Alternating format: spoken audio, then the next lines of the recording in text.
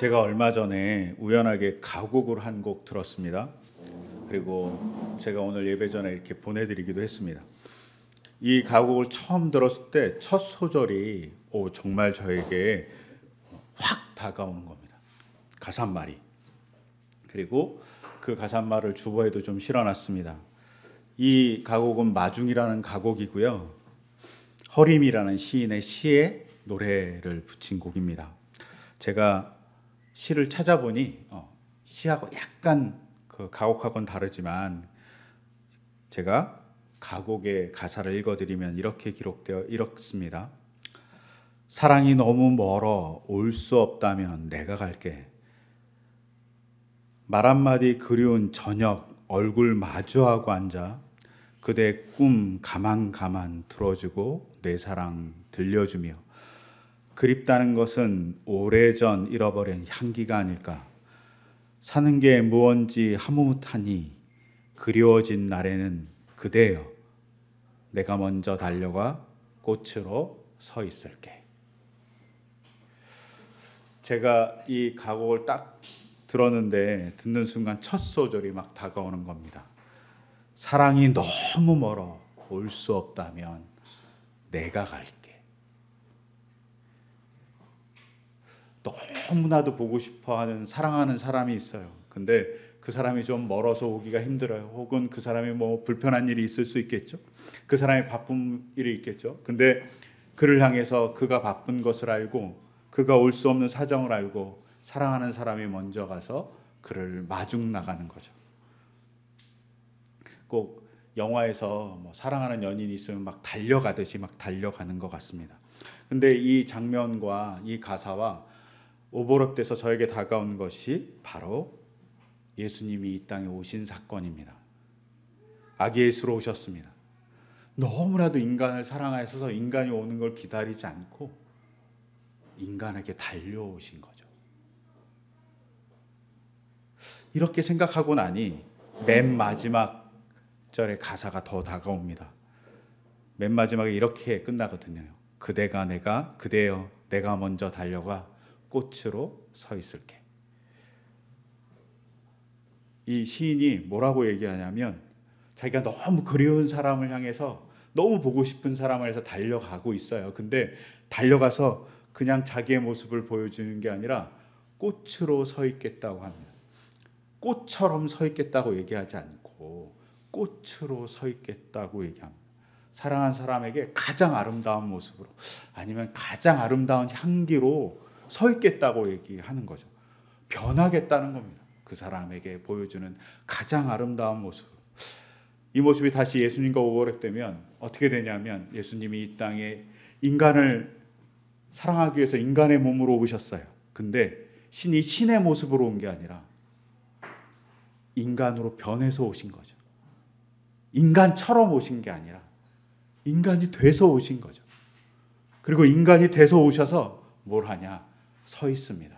어떻게? 십자가로요. 내가 널 사랑해 라는 말을 십자가로 서 있는 거죠. 온 몸을 던져서 온 삶을 던져서 예수님이 꽃이 되어 있는 거죠. 십자가라는 꽃이 되어서 서 계십니다. 그리고 내가 널 사랑해 라는 말을 십자가로 하고 있는 거죠. 그것이 이렇게 오버랩돼서 이 가곡이 들려오는 거예요. 근데 이 가곡을 듣는 그 주간쯤에 저희 성서 일가 중에 야고보서 4장 5절이 또 눈에 또 들어왔습니다.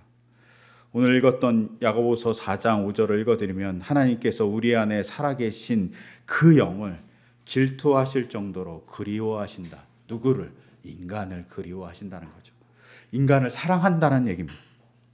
근데 누구보다 인간을 사랑하냐? 우리 안에 살게 하신 그 영. 우리 안에 살게 하신 그 영. 근데 그 영이 뭐냐? 헬라어로는 푸뉴마입니다. 우리가 보통 성령을 푸뉴마라고 얘기하죠. 즉 인간 안에 살고 있는 그 성령을 시기할 정도로 인간을 사랑하신다고 얘기하는 거죠.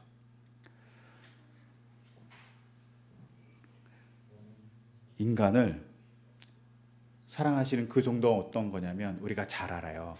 뭘 잘 알아냐면 하나님에 대한 정의를 잘 알아요. 하나님이 뭐라고 요한일서에는 정의하냐면 하나님이 사랑이라고 정의합니다. 하나님이 왜 사랑일까요? 하나님이 성삼위일체 하나님이 서로 사랑하기 때문에 사랑이라고 정의합니다. 성삼위일체 하나님은 사랑이란 관계를 가지고 완벽한 모습을 보여주시는 분인 거죠. 근데 성삼위일체 하나님이 너무나도 사랑하는 서로, 즉 성부가 성자를 사랑하고 성자가 성부를 사랑하고 성부 하나님이 성령 하나님을 사랑하고 성령 하나님이 성부 하나님을 사랑하고 또 성자 하나님이 성령을 사랑하고 성령 하나님이 성자 하나님 예수를 사랑하고 이런 사랑의 관계가 돈독해요. 그런데 그 사이에 인간이 하나 있어요. 성령 하나님이 인간 안에 있는데 그 성령 하나님이 인간과 사랑을 나누는 거 보면서 하나님이 질투한다고 얘기해요. 야고보가 그렇게 얘기하는 거죠. 하나님이 질투한다. 그것이 야고보는 뭐라고 얘기하냐면 성경 말씀을 여러분은 헛된 것으로 생각하면 이런 말씀이 성경에 있다는 겁니다. 어디 있는지는 몰라요. 여러 해석에 있는지 야고보는 어떤 특정 성경에 있는지 모르는 것 같아요. 아직까지는 발견되면 이제 큰 사건일 겁니다. 근데 야고보가 아마도 성경에 관련된 글을 읽으면서 이 말씀을 본 것 같죠. 하나님께서 우리 안에 살게 하신 그 영을 질투할 정도로 인간을 사랑한다. 여러분을 사랑한다고. 그러니 신이 십자가를 졌다고. 그러니 신이 인간처럼 온 것이 아니라 인간이 돼서 왔다고 얘기하는 겁니다. 그 사랑을 좀 알라고. 성삼일체 사랑의 관계를 가진 신이 인간 안에 있는 자기의 영을 시게 할 정도로 인간을 사랑한다고. 바로 여러분을 사랑한다고 얘기하시는 겁니다. 근데 이 시를 이렇게 막 만나고 나서 제가 저희 윤 목사에게 차에서 가곡을 틀어줬어요. 한번 들어보라고. 근데 틀어드리기 전에도 이렇게 제가 의문이 있던 게 있었거든요. 근데 처음에 제가 못 알아들어갖고 잘못 알고 있는 단어가 있었던 거예요. 여기에 5번째 소절에 이런 게 있어요. 사는 게 무엇인지 하무못하니 그리워지는 날에는 라는 말이 있어요. 근데 처음에 저는 하무못하니를 아무못하니라고 알아들은 거죠. 귀가 이제 막 제대로 성능을 못하니까 아무못하니 막 찾았는데 단어가 없어. 이게 무슨 뜻인지 아무리 찾아도 없어요. 근데 이제 윤 목사와 대화를 나누다 보니 이게 아무못하니가 아니라 하무못하니인 거예요. 그리고 찾아봤어요. 정말 처음 듣는 단어였어요. 창피하게도. 하무못하다 들어본 적 있으십니까? 들어본 적 있으신 분도 계실 거예요. 근데 저는 정말 창피하게 오늘 이 가곡 듣는 날 처음 들었어요. 이렇게 처음 듣는 단어가 아직도 있다는 게 이제 너무 창피해요.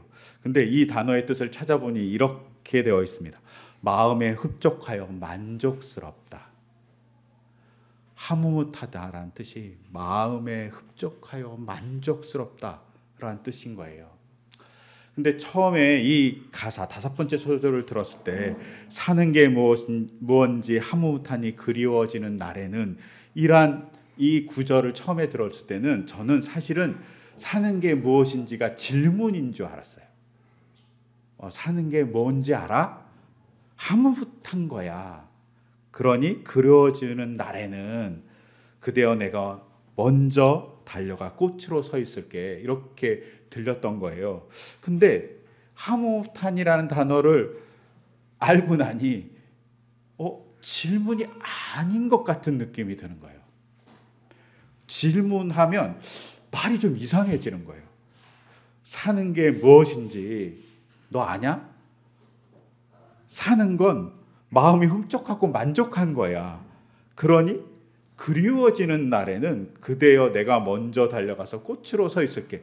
뭐 대충 말은 다른데 의미가 그렇게 좀 명확하지 않은 듯하게 느껴오는 거예요.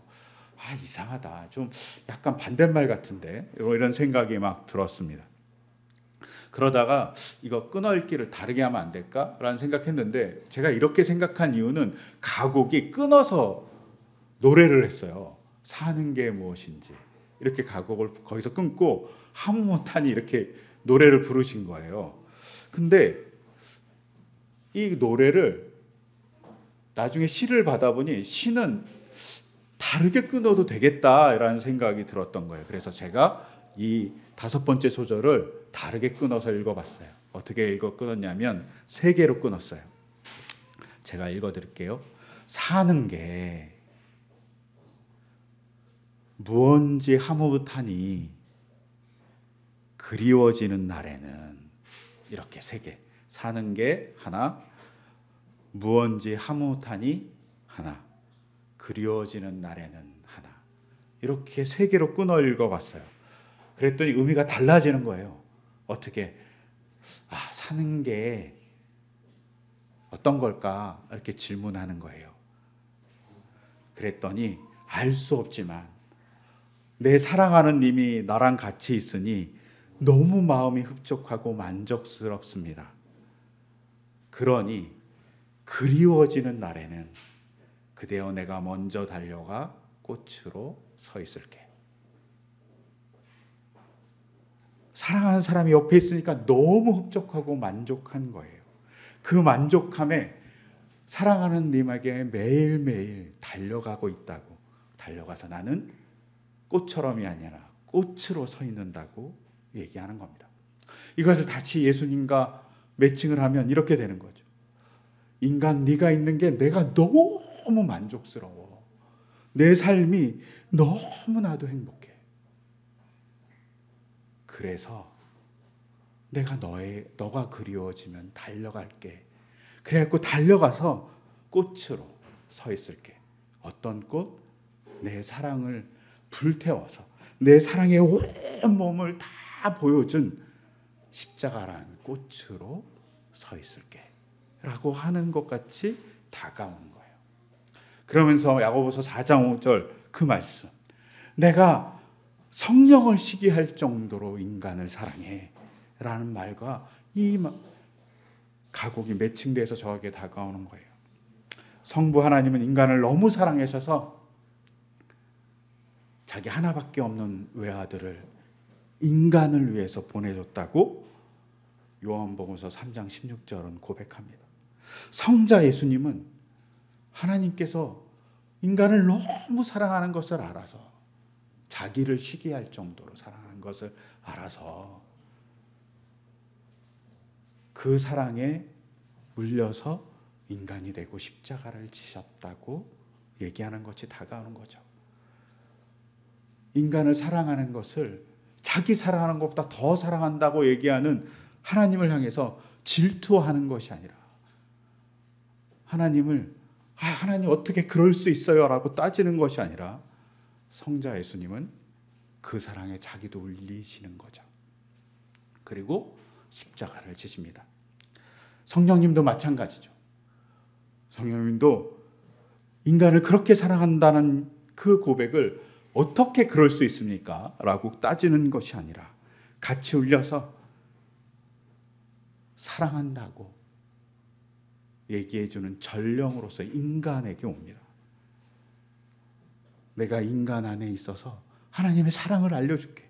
나를 시기할 정도로 사랑하는 하나님을 너에게 알려줄게 라고 자기 온 몸을 다 내려놓고 작디 작은 인간의 몸으로 들어오시는 거죠. 그래서 제가 성서 일과에도 썼지만, 신은 자기 자신을 시기할 정도로 너무나 인간을 사랑하셔서 높은 골고다 언덕 위에 십자가에 자신의 몸을 세워놓고 목을 길게 빼고 팔을 벌려서 사랑하는 인간을 마중 나오셨다고 제가 고백했어요. 십자가는 인간을 사랑하셔서 다가오시는, 마중 나오신 하나님의 사랑의 상징이고 변화된 꽃처럼 변화된 고백이죠. 근데 이런 관계를 쭉 보다가 이제 이번 주 말씀을 전해야 돼서 민수기 9장을 쭉 읽는데 민수기 9장에 회막에 대한 이야기가 나옵니다. 이제 이스라엘 백성이 시내산에서 출발해야 되거든요. 근데 회막에 대해서 출발하는 그 법칙에 대한 얘기를 할 때 어떻게 얘기합니까? 회막에 구름이 있어요. 근데 구름이 끼어 있다가 구름이 떠오르면 이스라엘 백성이 진을 이동하는 겁니다. 그러다가 구름이 내려앉으면 거기에 회막을 치고 거주하는 겁니다. 그것이 밤이든 낮이든 회막을 계속 보고 있어야 돼요. 언제 출발하지? 뭐 이런 걸 계속 보고 있어야 돼요.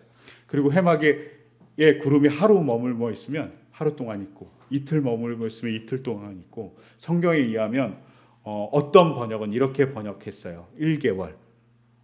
근데 1개월보다 거기에 여러 날들이라고 번역했는데 여러 날들이라고 번역하고 어떤 번역은 1년 이렇게 번역했어요. 근데 아마 수개월이 맞을 거예요. 즉 구름이 어떤 날은 하루 있고 어떤 날은 일주일도 있고 어떤 날은 1개월도 있고 어떤 날은 몇 개월씩 있는데 그걸 뚜렷이 보면서 언제 떠오르나 떠오르는 대로 이스라엘 백성이 이동하는 거죠. 이 이동에 대한 얘기를 쭉 읽다가 제가 이동에 대한 이야기에 꽂힌 게 아니라 구름이 있다는 것에 꽂혔습니다. 여러분, 구름은 민수기 9장을 쓴 사람에 의하면 하나님이 같이 계심을 상징해요. 하나님이 오셨다는 걸 상징해요. 하나님이 인간의 거주지에 오신 거예요. 만약에 하나님이 하늘나라 어딘지는 알 수 없지만 저 하나님 나라에 살아요. 그런데 하나님이 좁은 인간의 천막에 사시는 겁니다. 왜? 인간을 사랑하니까. 인간하고 더불어 같이 살고 싶으니까. 사랑하는 사람과 더불어서 이야기하고 싶으니까. 그 생각을 하니 마중이란 시에 세 번째, 네 번째 소절이 다르게 다가왔습니다. 제가 읽어드리면 이렇게 되어 있어요. 그대 꿈 가만 들어주고 내 사랑 들려주며 그립다는 것은 오래전 잃어버린 향기가 아닐까. 하나님이 성막으로 이렇게 내려오셔서 인간의 작은 천막으로 내려오셔서 뭐 하고 싶어 하냐면 그대 꿈 가만 들어주며 인간의 꿈을 가만 들어주는 거죠. 인간의 이야기를 가만 들어주는 겁니다. 그리고 하나님이 내 사랑 들려주며 내가 너 사랑해 라고 얘기하는 것을 들려주고 싶다고 얘기하는 거죠. 성막에 구름이 껴있는 것, 솜사탕 같은 그 구름이 껴있는 것, 그 속에서 사랑의 달콤함을 나누고 싶다고 얘기하는 겁니다. 그렇게 나누면 그립다는 것은 오래전 잃어버린 향기 아닐까. 그립다는 그것이 오래전 잃어버린 향기를 되찾지 않을까. 막 향기가 진동해서 너무나도 즐겁지 않을까. 우리가 향기가 좋은 곳에 가면 기분이 좋아지잖아요. 그런 사랑의 향기가 나는 것 아닐까. 잃어버린 오래전 그 사랑의 향기를 내가 회복한 거 아닐까. 그러니 그리워서 내가 그대에게 계속 달려갑니다 라고 얘기하는 듯이 이 시와 또 민수기 9장이 다가왔습니다. 근데 생각해 보십시오. 광야가 어떤 곳입니까? 먹을 게 없어서 만나가 내리는 곳입니다. 굶주림의 공포가 있는 곳이에요. 또 광야는 어떤 곳입니까? 물이 없어갖고 백성들이 하나님을 향해서 원성을 내뱉을 정도로 갈급하고 물 없는 척박한 곳이에요. 낮에는 그늘이 없어요. 피할 것 없는 태양의 그 광기와 같은 열기를 온몸으로 받아야 되는 것이 광야입니다. 밤에는 어떨까요? 너무나도 냉혹한 추위가 찾아오는 것이 광야입니다. 그리고 저번에도 한번 보여드린 것 같은데 광야는 가끔은 홍수도 일어납니다. 비도 안 왔는데 갑자기 홍수가 일어나기도 해서 광야에는 익사주의라는 표지판이 현대에는 놓여 있어요. 물이 없는데 익사한다니까요. 그런 위험이 있는 곳입니다. 그 위험이 어쩌면 고문과 같았을지도 모릅니다. 그런데 그 고문과 같은 그 위험의 자리에 신이 인간을 내팽개치지 않고 신이 자기의 거주지를 버리고 인간의 작은 천막, 그 모든 위험을 감당하는 그 작은 천막으로 같이 내려와서 구름으로 자기가 있다는 걸 보여줍니다. 그 구름은 내가 널 사랑해서 이렇게 달려왔어 라고 고백하는 고백같이 보이는 거죠. 구름은 꽃처럼, 아니 꽃이 되어서 인간과 같이 있는 하나님의 상징입니다. 여러분, 이런 하나님의 사랑, 이것을 너무나도 갈구했던 사람이 바로 종교개혁가들입니다. 오늘이 종교개혁 주일입니다. 그들이 이런 사랑을 제발 알라고 얘기한 겁니다. 내가 그런 사랑을 만났다고, 그런 하나님을 경험했다고, 그런 성령님 예수님을 경험했다고 얘기합니다. 근데 그 방법이 뭐냐? 우리가 잘 아는 오직 성경, 오직 은혜, 오직 믿음이라고 얘기합니다. 솔라 스크립투라, 솔라 그라치아, 솔라 피데라고 얘기하는 그 말 속에 뭐가 있습니까? 오직 성경을 통해서 하나님을 만날 수 있다고 누구나. 그러니까 마틴 루터는 목숨을 걸고 라틴어 성경을 독일어 성경으로 번역합니다. 근데 그렇게 성경을 통해서 만나면 뭘 만나요? 하나님의 사랑. 그 하나님의 사랑을 만나면 하나님의 은혜와 만나게 되고, 하나님의 은혜를 만나니 기쁨에 차게 되죠. 그리고 그 하나님의 은혜는 바로 믿음을 갖게 만든다고 얘기합니다. 그리고 믿음을 통해서 구원의 즐거움을 느낄 수 있다라고 종교개혁가들이 얘기하는 거죠. 왜 이렇게 얘기했을까요? 중세교회가 사랑을 잃어버렸기 때문입니다. 중세교회가 교회만 커다 보니까 뭘 하기 시작하냐? 공포를 주기 시작했어. 잘 믿어. 잘 믿지 않으면 지옥에 갈 거야 라고 강조한 겁니다. 분명 성경에는 잘 믿지 않으면 큰일이 벌어진다고 나와 있고 하나님과 같이 살 수 없다고 되어 있어요. 그런데 그것만 강조하면 안 되는데 그걸 강조하기 시작한 거죠. 협박한 겁니다.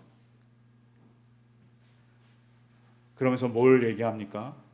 천주교는 우리 지옥과 천국 사이에 연옥이 있는데 신자들도 잘못 믿으면 지옥엔 가지 않지만 연옥이라는 곳에 가고 죄를 용서받을 때까지 벌을 받아야 돼 라고 얘기한 겁니다.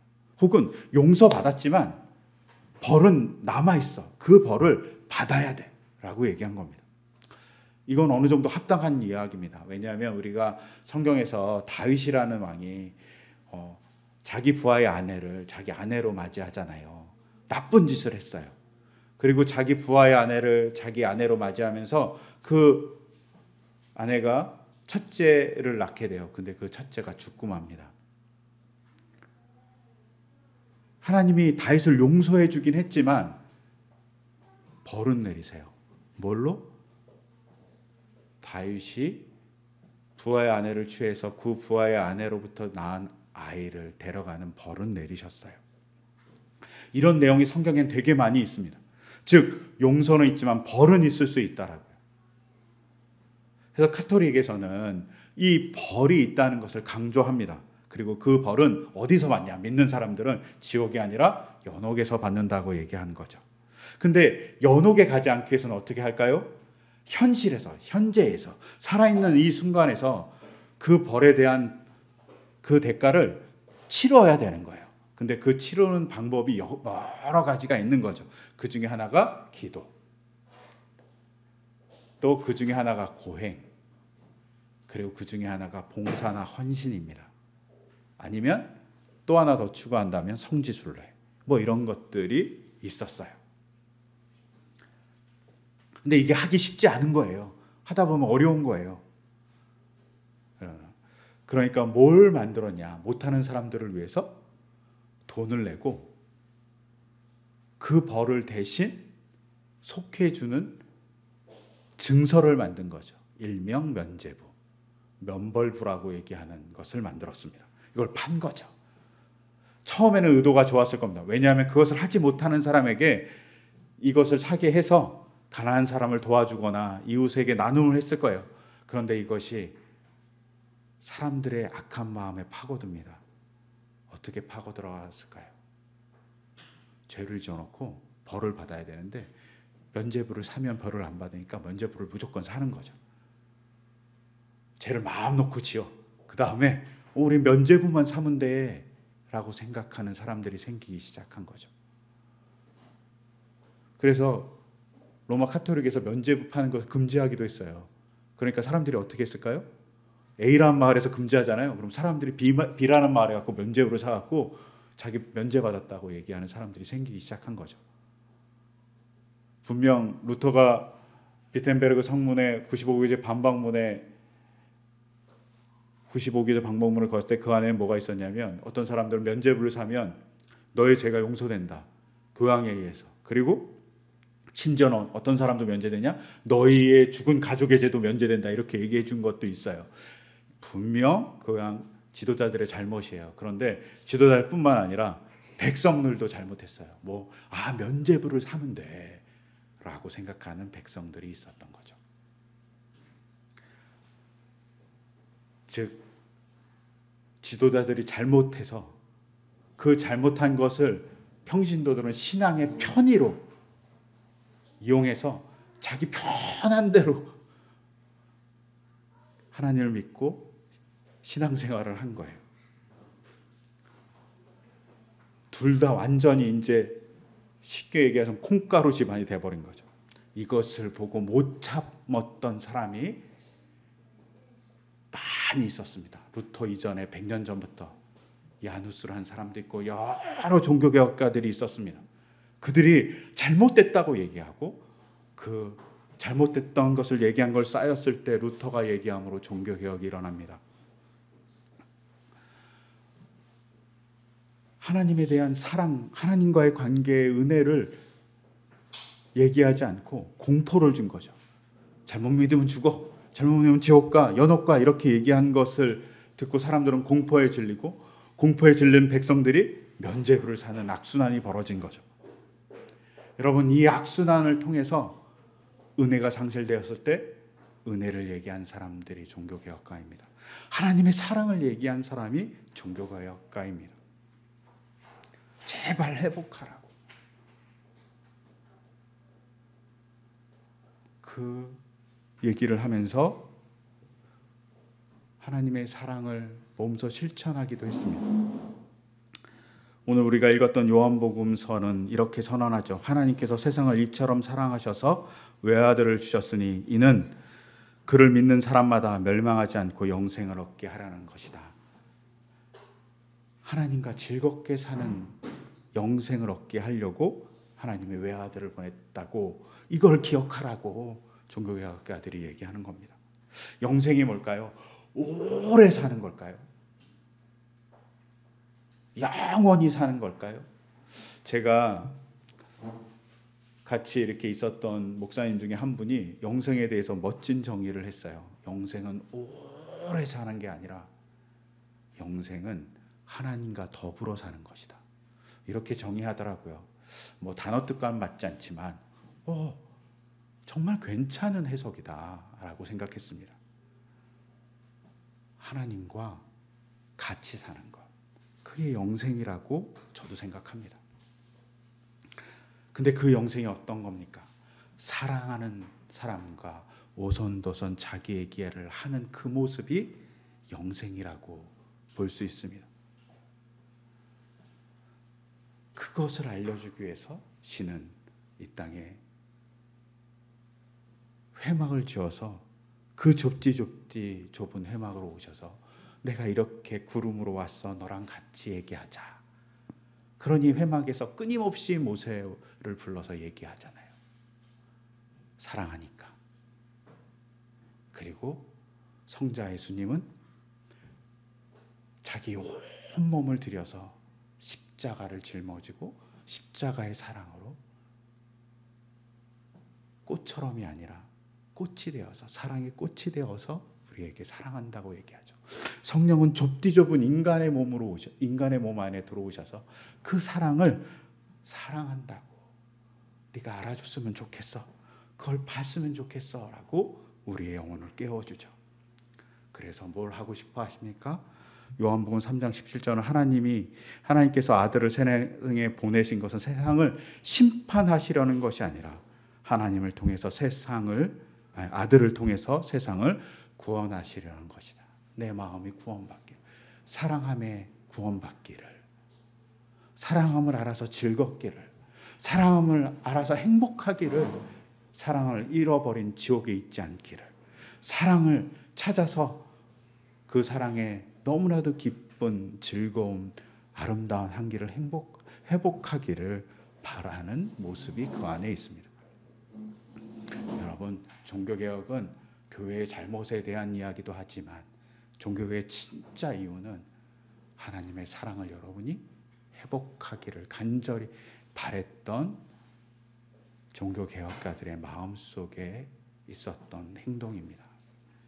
여러분, 우리가 그런 사랑을 느끼는 이번 주간이 되셨으면 좋겠고, 특히 오직 성경으로, 하나님의 말씀으로 은혜를 만나고 그 은혜가 여러분의 믿음 안에서 하나님과 사랑의 대화를 하는 시간을 가져가기를 소망합니다. 그 소망을 담아서 이 시간 제가 기도드리겠습니다. 하나님, 좁디 좁은 그 천막 안으로 오셔서 이스라엘 공동체를 만나 주셨습니다. 예수님, 말도 안 되게 신이 인간처럼 행동한 것이 아니라 신이 인간이 되셔서 가장 사랑하는 행동인 십자가를 지셨습니다. 성령님, 온 우주보다 크신 모습으로 계시는데 좁디 좁은 인간의 마음으로 오셔서 내가 사랑한다고 울리고 있다고 얘기하십니다. 그리고 내가 시기할 정도로, 성삼위일체 하나님을 시기할 정도로 너를 사랑한다고 성령이 울리고 성부 하나님이 사랑의 고백을 합니다. 그 고백을 종교개혁가들이 간절히 외쳤습니다. 우리가 그 고백을 들으며 사랑의 울림을 할 수 있기를 소망합니다. 그 사랑과 만날 수 있도록 주님, 우리 내면에, 우리의 삶에 찾아와 주시옵소서. 그 주님을 만날 길을 고대하며 이 모든 것 주 예수 그리스도의 이름으로 기도드립니다. 아멘.